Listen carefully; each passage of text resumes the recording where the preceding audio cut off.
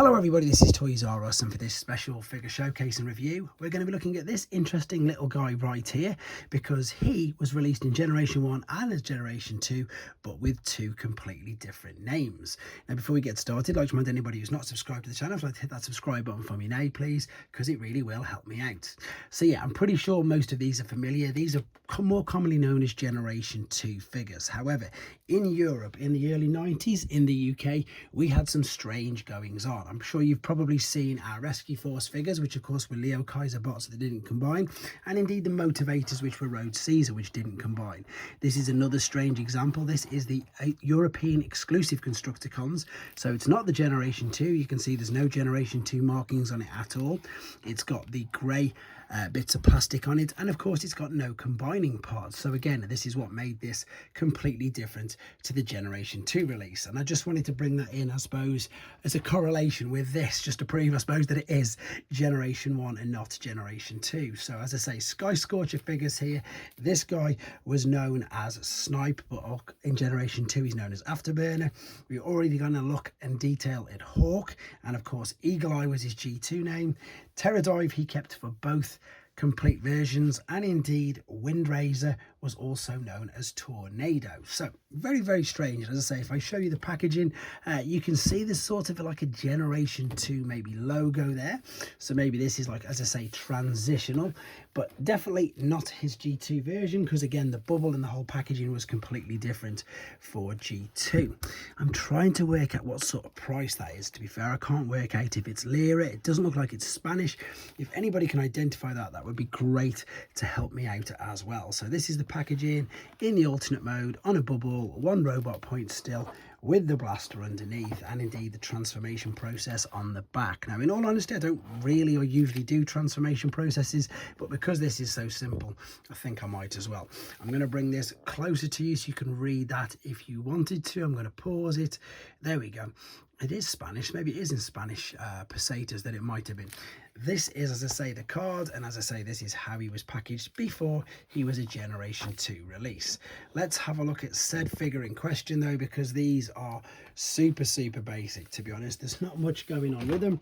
I suppose with regards to some of today's figures, you know, nowhere near what I would class as a deluxe size. That is a small deluxe figure as well. Funny enough, he's probably about the same size. No, he's not even the same size as a blocky. So yeah, you're probably talking core class, to be honest. Typically I've got my core class figure here in alternate mode ready for in a minute, so maybe around about a core class sort of size. The figure itself though, this is thankfully, by the looks of it, painted gold. It doesn't look to be actual gold plastic. I hope not, otherwise it will of course damage. They've got the light piping eyes at the back, which of course made it sort of most of the G2 figures really stand out. Same with all the translucent, not the translucent, the fluorescent colours. That's the word I'm looking for. This is his blaster if you're looking to complete one yourself, and it does, funnily enough, go this way around. According to the packaging, it goes that way around. The articulation on these is absolutely minimal. What you've got is your arms will bend at the biceps. You could call this a bit of movement in like a butterfly joint. I suppose you could do, but it is just transformation, and you've got a bit of toe tapping. That is pretty much it. Things to look out for if you have to get one of these yourself is of course stickers. Without the stickers on these, they do look very plain, to be honest, very plain indeed. And again, because of all the translucent plastic and especially the light piping, these can also be damaged. Let's have a quick look at him in his alternate mode then, as I say, because it really is nice and simple. So we're going to fold the arms up into there, we're going to double fold over the legs, that will collapse there, then back over on itself, fold out the toes like so, bring up the wings and just clip that into place, and that is the alternate mode, which I think hopefully you'll agree with this fluorescent green really stands out and really does look very nice. I suppose the good thing about this particular figure is if you do find him without his accessory, it's not the end of the world. It's not, you know, they can use it, and it does say you can attach it underneath if you wanted to sort of help. Well, it doesn't help with the landing gear at all, to be honest. It's just, I suppose, an accessory to put underneath, but if you're missing it, it's not the end of the world. You can still display him in either mode, no problem whatsoever.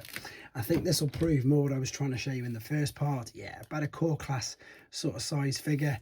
definitely nowhere near one of your deluxes or any bigger than that. As I say, it is a basic figure.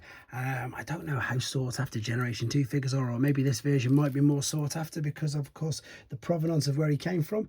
I just thought I'd share him with you anyway. So let's very quickly just get him back into his robot mode, get all these lined up, and then I think what I'll probably do is do videos on the rest of them because they're quite unique, to be honest. So nice and simple, fold that up, double click over the legs again, bring the arms to the side.